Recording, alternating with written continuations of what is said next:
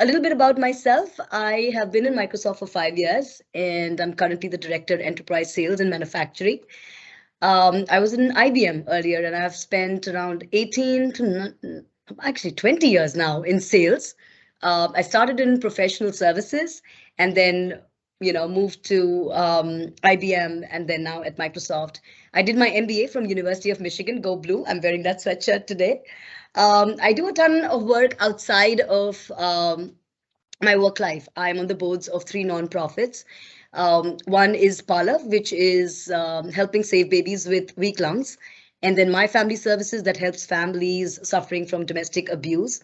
And then Michigan Community Service, that's another one that is helping families with crisis relief services. And I do a lot of pageantry as well, as you must have seen from my LinkedIn profile. I've done 4 pageants. Last year, I was Mrs. Michigan USA, and I won Mrs. USA second runner-up at the Nationals.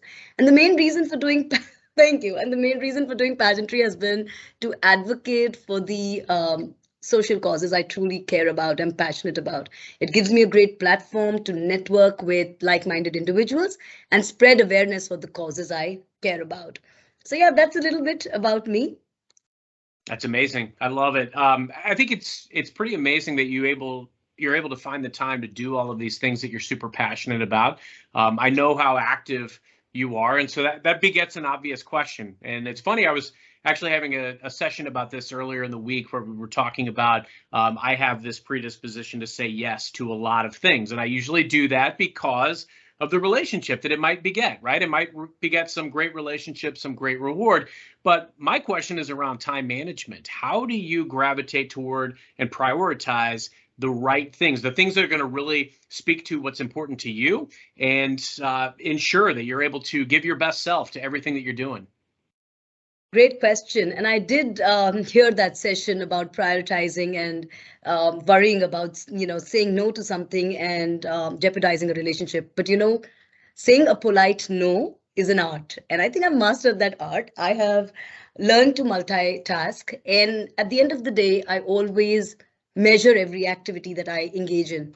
So for me, it's very important that if an activity is driving impact, and if that impact is at scale, then it's worth my time. Otherwise, I will say a polite no, because for me, it's all about measuring success by the impact I'm having. Actually, one of my favorite quotes that I stole from Michelle Obama is, success is not measured by the amount of money you make.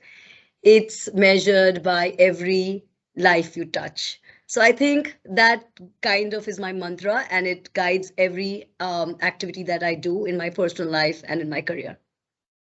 I love how you focus as well on how can you track the success of the things that you're putting into place, because I think often we will engage in different activities because we believe that there is some potential benefit either to the folks that we're working with or for ourselves, but oftentimes we don't necessarily see that return. You and I talked about this last time we connected, was around just that ability to ensure that you're tracking the progress, you're tracking the investment, you're able to see the return. What are your thoughts on how can we best implement this in our daily lives? I think, again, time management depends on prioritizing tasks based on their impact. But I will tell you one thing, Carson, it's not that I've always been successful. There have been times I've engaged in activities thinking that it's going to have a wider impact and a greater impact and an ROI for the time I'm investing. But I've had my set of setbacks and failures, or I would not call it failures, actually learning experiences. Things don't really turn out how you have imagined them to be, and you learn something from it, and then you can share your learnings with others. But that's again an impact, and it's at scale. The more number of people you meet and they ask you about it, you can just share what you learned, what worked, what did not work, where the gaps were, how you can improve, how you can do things better. And I think that is also a measurable outcome that benefits others and is a self-improvement exercise. Yeah, I love that you made sure to delineate the fact that a lot of times these areas where we have lack of success are typically that's what leads to learning. We all make the decision, every day, every time to bounce back from these and kind of infuse the past learnings into current activities, future activities. It informs what we do Yes. going forward. You know, as you mentioned, you know, I have been very fortunate here at Microsoft to become known for social selling globally within the company, but it didn't start out that way. You know, Yes. I was fumbling through trying to figure out, you know, what process would work best to engage line of business leaders, to engage our robust partner ecosystem, and to really bring it all together. And my first year, time management was what I struggled with most because I was trying to take on every single meeting. If I thought that I saw value in it, even though I wasn't really effectively tracking that and maintaining that, I would chase all of these different meetings, and I wasn't gravitating effectively toward what was going to be the most productive things. And so that's kind of where I want to go next. But I did have a manager who was able to really help articulate, you know, she showed me if you go into your daily rhythm and you're able to look at some of these things and realize there are some times where there's a meeting that isn't mission critical today. If there's something that is going to actually dissuade or distract you from being able to be your most effective self today, and it can wait until tomorrow or next week or Exactly. whatever it is, you have to have the discipline to be able to make that move. And to your point, that respectful no. And Yes. that made all the difference in the world for me. So I'm curious, how do you personally, how do you eliminate all the noise, focus on the meaningful stuff that is going to ensure optimum productivity? Yeah, so I would like to say that internal meetings or external are always set with good intentions. So never doubt a person's intentions when they're setting up a meeting. But you have to decide how much value I'm bringing to this meeting. Am I just a body in the room, or my point of view will help decide the outcome of this deal or this meeting or this exercise that the team is engaged in? And I think if you're not bringing value to a meeting, then it's best to just sit it out and not have FOMO. I think half the time, most of us are attending these meetings because we have a fear of missing out. And it's good to be on these meetings to learn if you're there to learn, if you can make time for it. But I've oftentimes seen that people show up for all meetings and then they're whining about the fact that there are too many meetings on their calendar. You should know how to manage your calendar and prioritize based on the impact. So it just boils down to that. And at the end of it all, you can always go back and listen to a recording if you're there to just learn, right? So I think in the moment, you have to decide about how much value you bring to a discussion. I picked up a best practice recently around scheduling intentional time to review recordings. And Yes. that made a big difference for me as well, because there was a lot of meetings that I was trying to finagle to get to and things of that nature because I wanted to be a part of that session. But I found that it was minimizing my effectiveness because I was literally being back to back to back. And so we go in and we want to review the recording, but for whatever reason, we don't get to it. So I've just started scheduling intentional time to review those Yes. recordings. That's helped me tremendously. The other big one is I go into every day and I'll carve out my daily non-negotiables. I'll usually do it while I'm on the treadmill in the morning, and I'll Yes. just be like, look, these are 5 things that I have to get done today. And I will dive into them before I get caught up in all the minutia, because I know that if I go into my email inbox, I'm going to get sucked away. I know that there's going to be fires that pop up. I know that there's going to be a lot of uncontrollables, but what I Yeah. can control is what I dive into first. And so that's why I dive in and do those non-negotiables. I So do I that too. absolutely Yeah. love it. I do Focus Fridays, and we have the culture here at Microsoft to focus on your learning. And I have a firm belief that the learn it all mindset can be implemented by just learning it all. So I have actually gone ahead and I have taken 11 certifications. I'm on to my 12th one. And it has greatly empowered me the way I have conversations with C-suite, the way I have conversations internally with leadership or with my team. I think a lot has changed over the years as I have just,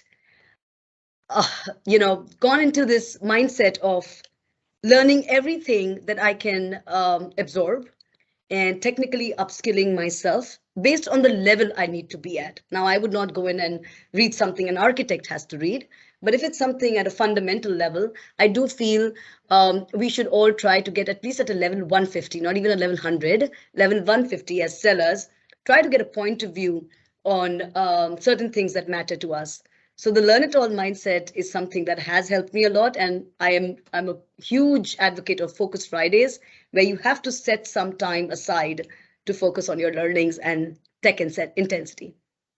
I think that's powerful, Radhika, and I'd like to sit on that for a second, because one of the you've definitely articulated a lot of the areas that we as leaders try to focus on here at Microsoft. You know, the learn it all culture, the growth mindset.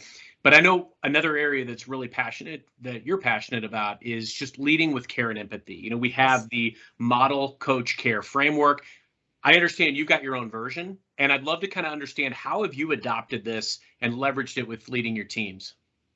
That's a great question. And I actually answered this in my interview when I was getting interviewed for this leadership position. So, model coach care for me actually translates to inspire, empower, and appreciate. And among these three, this care is the most important. Leading with care is most important, because if you really care about your team, anybody on your team, or any individual for that matter, what happens is they want to model your behavior. They want to take your coaching and guidance because they feel appreciated, they feel seen, heard, and recognized. So, leading with care is very important for me. And if you are modeling the right behavior, living the Microsoft culture, then you are inspiring your team to follow suit.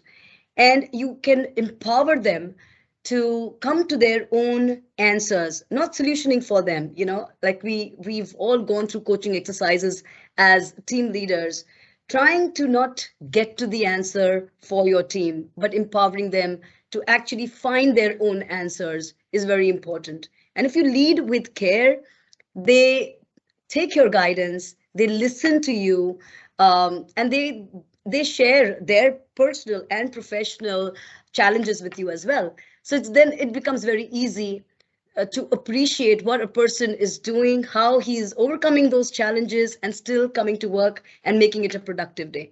So the three things that I live by are inspire, empower, and at the end of it, appreciate and recognize the individual.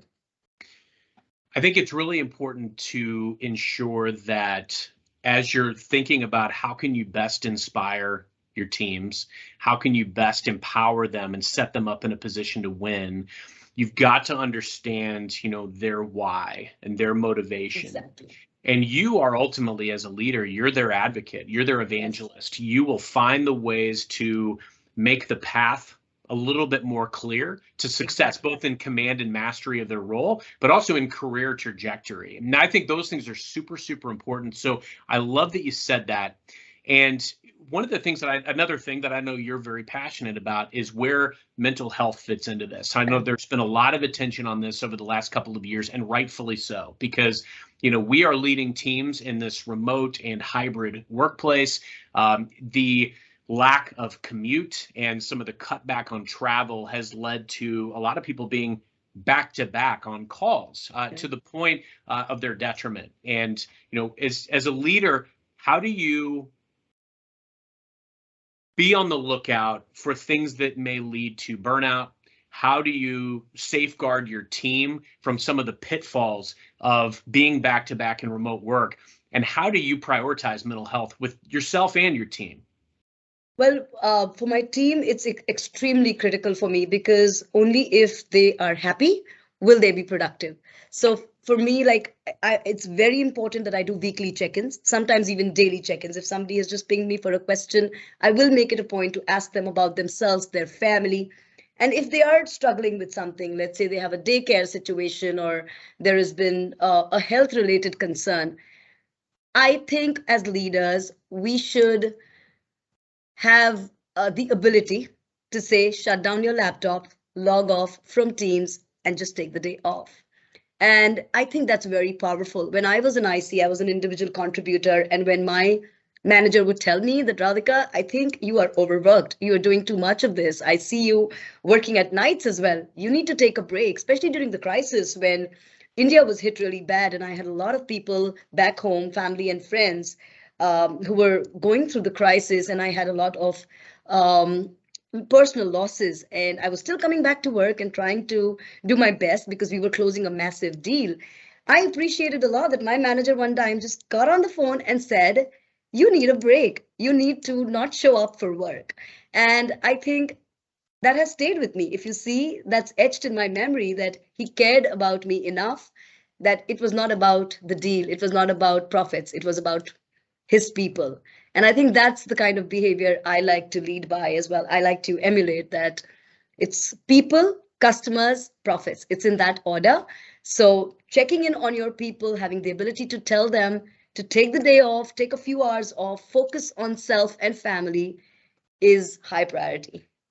Couldn't have said it better myself. I think I had a leader a few years ago that, I've always felt, especially whether it was as an individual contributor or as a leader, you always feel this compulsion to be able to be on your game, be able to answer to the deals, the pipeline, what's next, here's this. And it almost programs you to do it at a moment's notice. And so, or to even start a meeting and just go straight into business. And I had a leader a few years ago that told me the exact same thing. It's like, every time you're meeting with your team, make sure that you start off with the personal element and plug in on some of these types of things, because people are not, I don't care who they are, they're not going to run at 100%. If they're grappling with something on the home front, if something is going wrong in their personal lives, or even if something is weighing on them, that, from a work perspective. So try to uncover those elements first. And I think the more we invest and have vulnerabilities, leaders, or invest in having a foundation of trust and transparency with our folks, it's going to go a long way. As you said, it resonated with you when that statement was made. That's something that you remember. I remember that statement as well, and being told at times in my past when I had things going on in my personal life, and I trusted my leader enough to share with them, and they said the exact same thing. It's like, you need to focus on those elements, because that's how we deliver our best selves at work. And when your leaders care about you, you go out of the way to do well at your workplace. I mean, you want to make them proud, you want to make yourself proud, you want the entire team to be successful. So when someone cares and they show that you care, I mean, some leaders probably they care but are not too good at expressing that. I think it's very important to say that to the team that, hey, take a break, focus on self. Couldn't agree more. And there's so many people that are around you that can jump in and help. And yes, I think that's why it's so important that we invest in relationships, because throughout that journey, the relationships that you invest in, and when you're there for other people, they're going to reciprocate and they're going to be there for you. One of the many things about you that really inspires me, especially as the dad of 3 daughters, is how you have navigated the tech world. Specifically, there's a lot of men in the tech world, and how you've navigated the tech world as a female leader.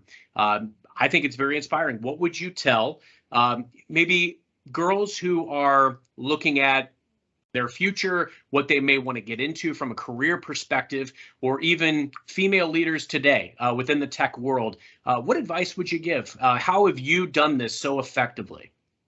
So first of all, I'm very inspired by a fearless female leader we have at Microsoft, Tracy Galloway. I've been following her. I don't even think she knows I'm so inspired by her. So well, I hope now, right? She will. She will now. I have been following her career path, and both on the personal and professional front, she is such an achiever. I look up to her. But yeah, what advice would I give people? Before I get there, let me share a funny incident with you. The first day I was in my job, as in my new role as a lead, as the director of enterprise sales, I had someone on my team. He was a guy, and he said, "This is going to be weird. This is the first time I'm being managed by a woman, and I'm being managed by someone younger than me." So awkward situation. I didn't know how to handle it, and I just said, "Buddy, I just hope you get inspired by it. I can help you get to your career goals as well. We can work together as a team. I hope you don't feel threatened by it." And you won't believe it, Carson, but ultimately we became best friends, and he was one of my rock star account executives. But yes, as women, we face that a lot. We have people who actually say they're allies, but they don't really walk the talk. There are people who tear us down. And my advice to young women out there, or even people who've made it this far and are corporate women, but are struggling with these challenges, it's just believe in yourself and don't let false stereotypes define you, because that's what I come from a culture where everything is very conservative. I did pageantry. I challenged the stereotype. I broke the glass ceiling. I've done things just because I believed in myself and I chased my dreams. I was bold, I was fearless, and I didn't let anybody else define my self-worth. And I think standing up for myself has helped me navigate this man's world in the tech sector. So I want young women to believe in that. Also believe in the power of networking and mentoring. I think that has helped my career journey a lot, right? Especially if you're building a sales career, you need to find an executive sponsor. You need to have mentors from diverse areas, not just like, for example, I'm in manufacturing. I have a few mentors here, but I did find a few mentors in automotive, in retail as well. So you have to expand your network and get those diverse perspectives from different people, because it shapes your career journey as well and your personality as an individual. So that's another thing. And at the end of it, to wrap it up, I'll say be authentic. Just every woman out there, every individual out there, just be authentic. Bring your authentic self to work. And if somebody doesn't like it, it's just love it or leave it, that this is me, right? So believe in that and keep marching ahead. That's amazing advice. It actually really makes me happy that I'm able to show my daughters the hierarchy that I work in and the number of female leaders that I get to work for. In fact, I've followed one that I met about 5 years ago into the space that I'm in today. I think the main element that you hit on so articulately was the networking and finding sponsorship and finding mentors in the business. I mean, that's helped me tremendously. We're in very much a relationships and resources world. Every meaningful role I've ever been pulled into in my life has been because of a relationship that I've been able to make in a prior role or prior company. And these things are so critical. And I think where we can also proactively go out, you were talking about allies, where we can proactively go out and look for ways when you can influence and when you can make a difference. Go out and do that. If you have the opportunity to mentor, I love the fact that I get asked to mentor, and I relish that opportunity because that's a relationship that you never know where it's going to go. And I think that's the real value, is being able to invest in those types of relationships that beget reward. Yeah. And women in sales also approach relationship building very differently from men. We like to pull out the details. We are storytellers. I'm sure there are some men out there who are storytellers as well, but we like to keep peeling the onion. We are curious creatures. We like to ask questions. I think that's important too. Make sure if it's your mentor or it's your coach, it's your executive sponsor, ask the right questions that will bring you to the next level in your career journey. And even if it's a customer, I mean, if you're trying to close a deal, just staying curious longer and asking the right questions is very important. So that helps build the relationships, the aspect of it that you were talking about. So I think as women, we have a knack for that as well. And I think we should leverage that. Not be shy, be bold, and, get to your answers by asking the right questions. I would second that. That actually brings me to one of my final questions here too, is, a lot of times as sellers, I would say sellers typically indicate that one of their biggest challenges is connectivity. And all I ever heard when I got into enterprise sales was, we've got to get into the other rooms of the house. We've got to develop these line of business relationships. And for some sellers, that's very challenging. Now, the way I approached it was I started looking at where is my audience. I could focus on where I looked for audience, if it was in social media, LinkedIn, leveraging messaging in order to get an audience. And so I would focus on the quality of my messaging, quantity of outreach, and then the consistency of execution of that over time. It helped me tremendously over the years, and then I could bring all these brilliant people that I knew on my extended team here at Microsoft into the conversation. But I'd love to get your thoughts on tips for approaching the line of business. How have you, because I know you've navigated through multiple industries as well. Yes. How do you typically approach this and find success when you're approaching line of business? That's another one of my favorite questions. I believe delivering business outcomes to customers is Microsoft's sustainable competitive advantage. And by coming out of the CIO's office and selling to as many rooms of the house as possible is the key to success. How do you do that? Elevate your conversation, right? Determine which individuals have the largest spheres of influence for transformation. Lead with customer centricity, proximity, and deep listening. I think oftentimes many sellers fail in that aspect. They are so keen on jumping to solutions that they forget to listen to the real problem.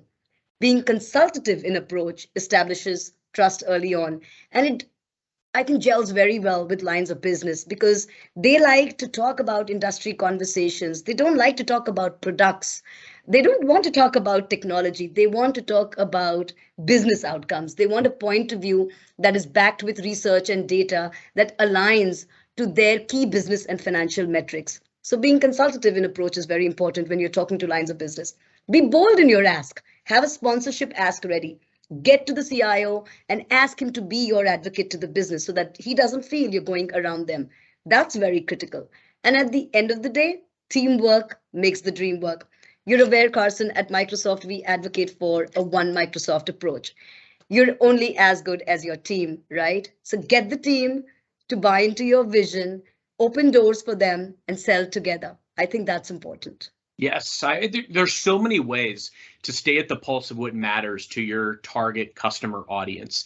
You know, whether it's social listening or subscribing to industry trade magazines or, you know, using social tools like Sales Navigator and just being able to see the movement, what's happening within the C-suite, but also to understand the points of view that are going to matter. Don't mention products. That's the last thing you want to do. You want to focus on the relationship, show up with a perspective and a point of view and value that you can bring to the relationship. And those types of things are going to earn trust and being transparent with our process as well. I think these things are really critical when you're trying to land that line of business relationship, and also understanding that there are a multitude of ways to stay top of mind with these customers as well. It isn't always that they're going to respond to the phone call or the email, but if you are connected with them and you can send them things that are provocative, you know, things that are happening in their industry trends, get their perspective, offer to bring some of your resources to the table. Those are the types of things that are going to develop the opportunity to share mind share. Absolutely, Carson. And developing a point of view is something that oftentimes people struggle with. But that's where the learn it all mindset comes. I used to struggle with it in the beginning because I came from IBM and I did not know Microsoft solution portfolio, or it was difficult having industry conversation. But then I just learned it all. I read stuff on Agile Factory. I kept learning about supply chain resiliency. I kept myself abreast on market trends and what's happening in the industry, the challenges, the compete scenario. When you're going to talk to your customer, you should always know what their competition is doing, right? So learning it all, doing research, backing your point of view with data is very important to be considered a trusted advisor. And those are the people, lines of business or IT, people buy from people they trust at the end of the day. Don't show up trying to prioritize what you want to achieve or to meet them where they are. And the chance that they'll meet you goes up exponentially. Yeah, because we are always so concerned about targets and quotas, right? But the customers don't care about it. I think targets and quotas can be met easily if you just focus on what the customer cares about. Customer centricity should be top of mind. The rest just follows. Ask them, what looks like a win to you? If we were to deliver something that would make you look good or would deliver on your metrics, what would that look like? And then build whatever your plan is around meeting them where they are and delivering a win. And then guess what? You'll win by proxy. Radhika, I knew that this conversation was going to blow me away, but it exceeded expectations. Before we sign off, anything else that you want to talk about or hit on? I think this was a great session. I am going to set up a separate session with you, Carson, to up my social selling game because nobody can beat you on that. So I think that's where I can learn a lot from you. But thank you for having me. At the end of the day, I think we all are trying to be better trusted advisors, not just better sellers. I'll leave you with that thought. And empowered people empower others. So let's just focus on that. Let's focus on driving impact and at scale. and nothing can stop us from being successful. Thank you for having me. Couldn't have said it better. I think you and I could be a very dynamic sales duo someday. So great to have you. Absolutely. Great to have this conversation, and thanks so much.